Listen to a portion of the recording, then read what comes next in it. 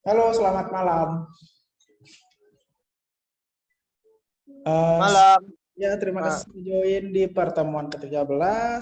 Kita akan ngobrolin soal menu terakhir kita di mata kuliah Human Computer Interaction, di mana kita akan ngobrolin soal cara membuat suatu UI. Kemarin kita di pertemuan 11 dan 12 kita sudah membahas mengenai cara mengomentari dari sebuah sistem apa ya, website lah, apps desktop ataupun apps mobile juga kita coba mengomentari apa yang sudah dibuat sama orang. Gitu.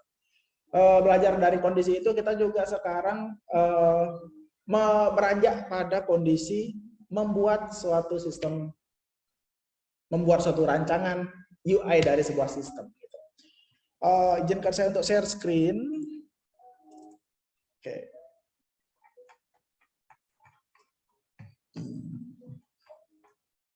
Di pertemuan kali ini saya memberikan 3 buah studi kasus untuk kita akan bahas di pertemuan 13, 14, dan 15. Gitu. Ya, mungkin akan saya cepat aja, kemudian nanti di pertemuan selanjutnya kita akan jauh lebih dalam lagi untuk membahas ini, di mana di sini ada 3 jenis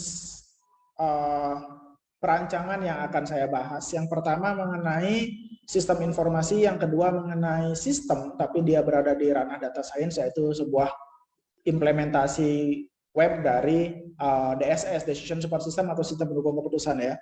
Yang ketiga ada sebuah apps mobile mengenai sebuah game gitu. Terus yang contoh pertama dan kedua itu tidak menggunakan framework, yang saya jelaskan tidak menggunakan framework, masih dalam menggunakan suatu penjelasan pemaparan biasa saja.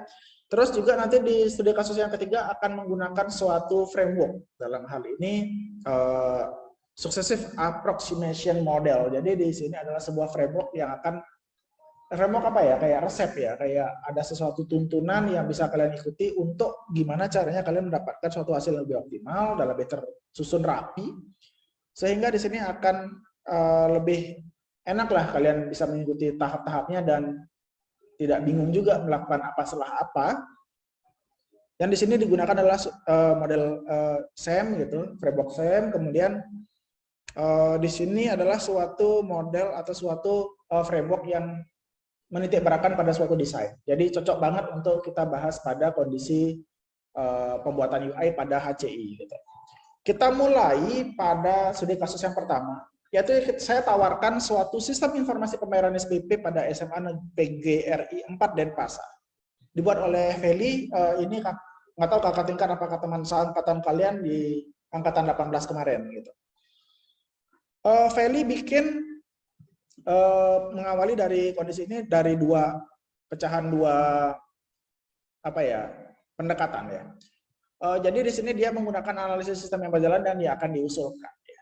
Analisis sistem berjalan dalam kondisi ini adalah bisa saja sebelumnya itu tidak terjadi apa-apa, tidak punya apa-apa, tidak punya sistem, tidak ada model, tidak ada cara ataupun langkah-langkah yang dilakukan, dan kalian bisa langsung datang untuk membuat suatu sistem gitu ya.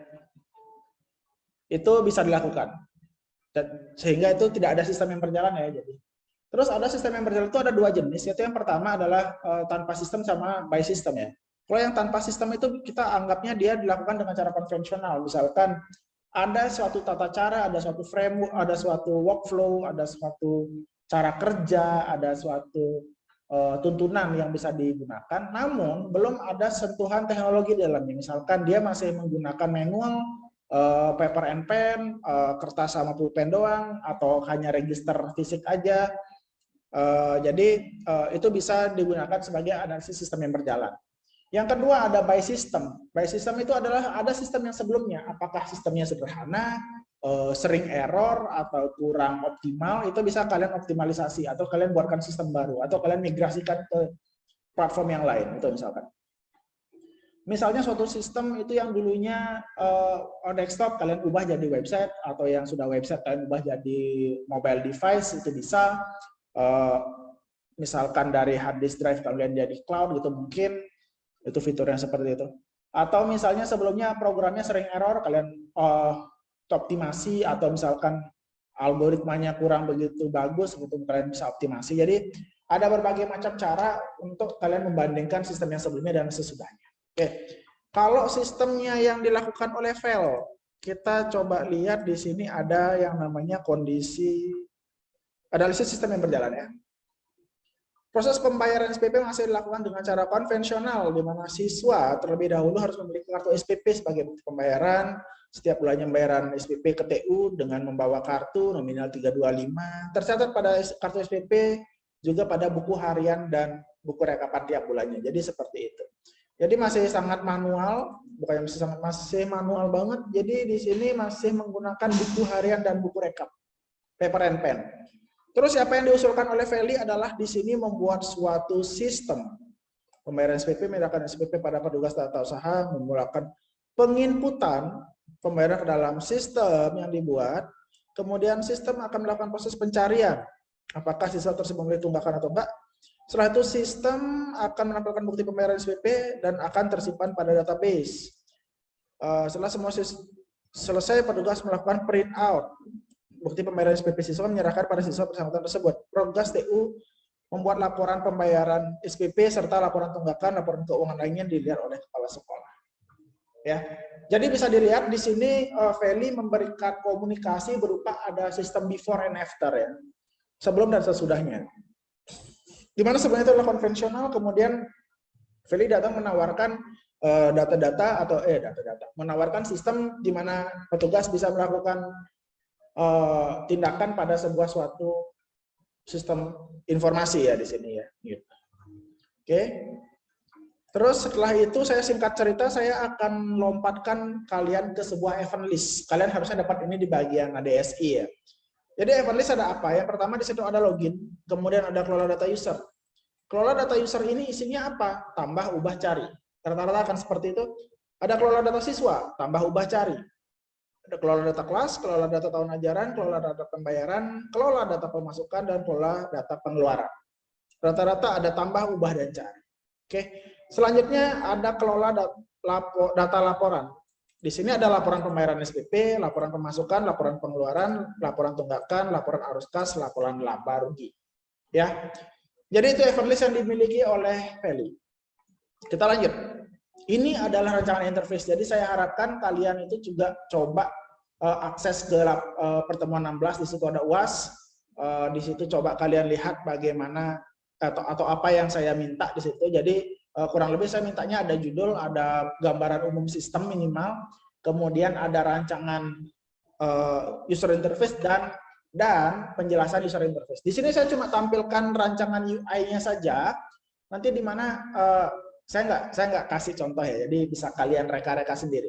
Jadi pendekatannya kalian bisa menggunakan pendekatan berupa penjelasan aksi, atau kalian gunakan penjelasan berupa bentuk warna dan ukuran, misalkan.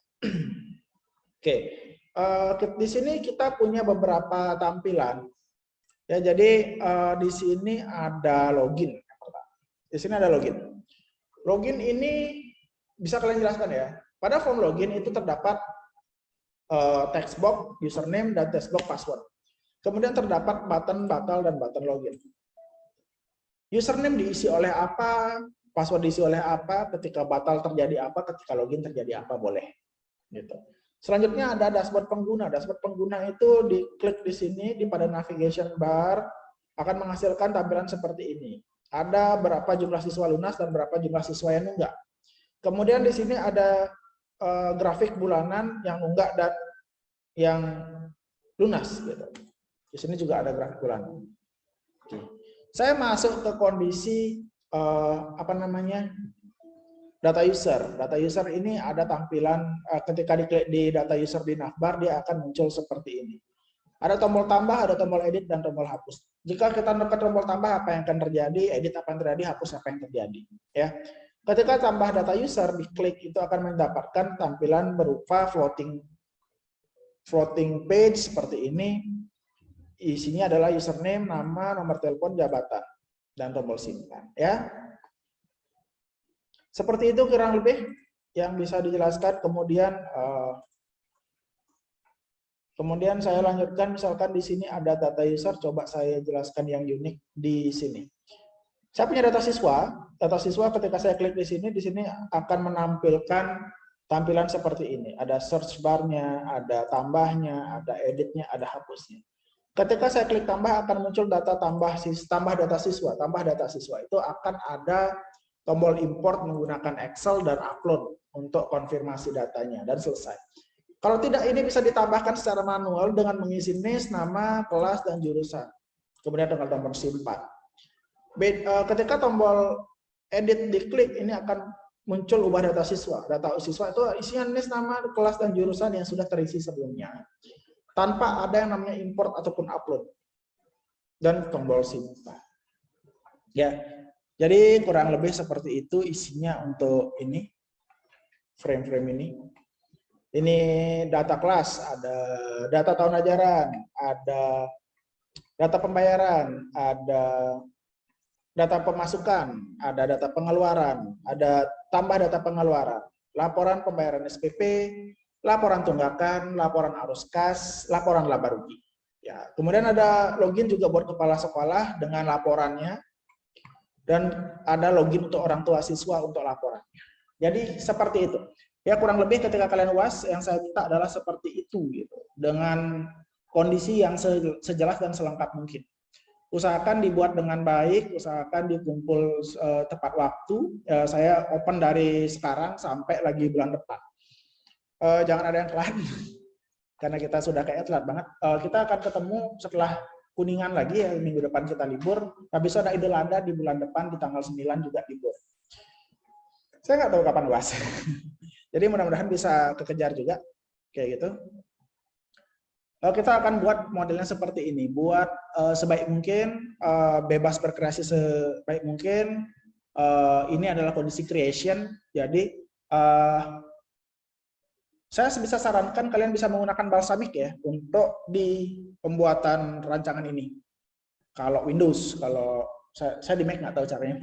Habis itu kalau di online bisa juga, saya sarankan pakai Mockflow atau enggak paling standar Draw.io free, kayak gitu. Kalau Mockflow ada batasannya, tapi saya pakai Mockflow. Mockflow kayak gimana? Ini pakai Balsamic ya, gitu.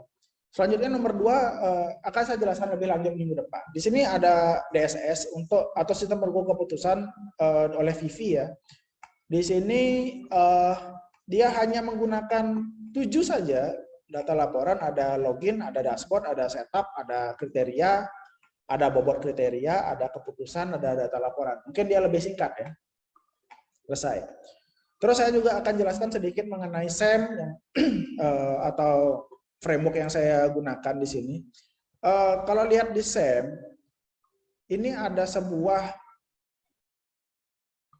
framework atau sebuah tuntunan, resep lah gampangnya, untuk membuat suatu aplikasi berbasis desain ya. Berbasis desain, anggapan saya pribadi itu seperti game, video, content creation, e-modul bisa menggunakan ini, animasi bisa menggunakan seperti ini ya. Karena di sini lebih banyak terdapat desain ya. Ini pengembangan dari model ADI. Jadi model ADI itu sering digunakan untuk hal-hal tersebut ya, gitu. Di sini ada tahap kedua yang akan saya fokuskan, yaitu di sini ada tahap iterative design phase. Di sini. Setelah ini ada development ya, sebelumnya ada preparation.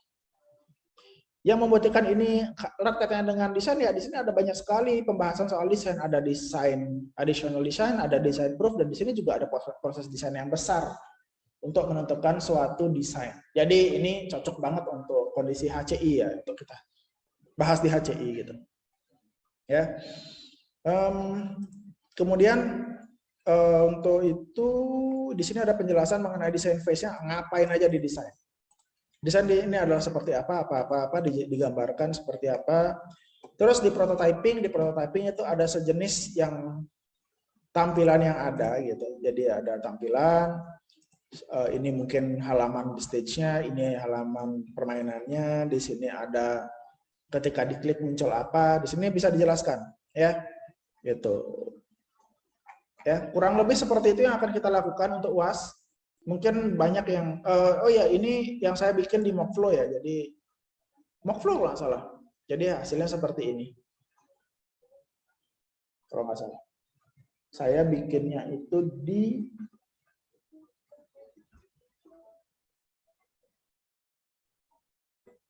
Credly ya. Wireframe Pro. Saya pakai Wireframe Pro, bukan pakai Mockflow ya. Coba. Tapi bisa juga kalian menggunakan sistem yang lain. Kalau kalian nyaman, tidak masalah. Kayak gitu. Ini pakai Balsamic, anak-anak berdua. Jadi mereka pakai Balsamic untuk ini. Ini juga pakai Balsamic. Mirip banget ya, jadi kalian bisa coba menggunakan Balsamic. Saya nggak bisa, coba kalian pakai itu kayaknya menyenangkan juga untuk menggunakan seperti ini. Laporannya bagus banget, tanggal, debit, kredit, saldo, udah bagus. Jadi harapan saya kalian bisa membuat hal ini untuk UAS, membuat suatu rancangan, membuat rancangan UI, ya, membuat yang ini.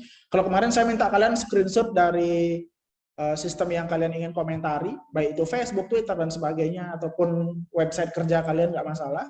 Tapi itu adalah suatu program yang sudah jadi. Sekarang PR kalian adalah di UAS, adalah membuat ceritanya, rancangan suatu UI. Bebas judulnya apa, bebas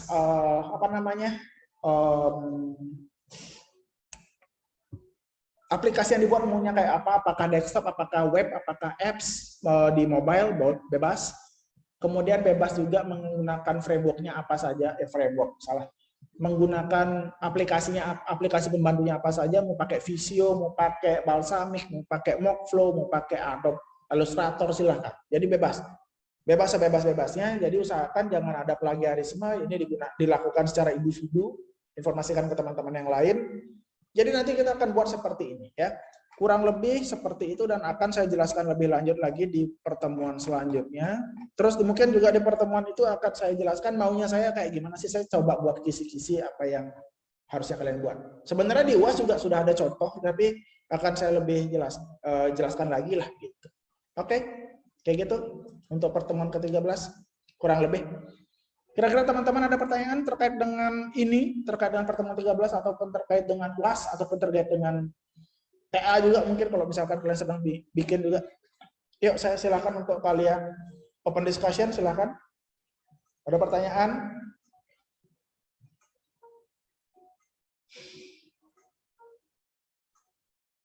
Aman?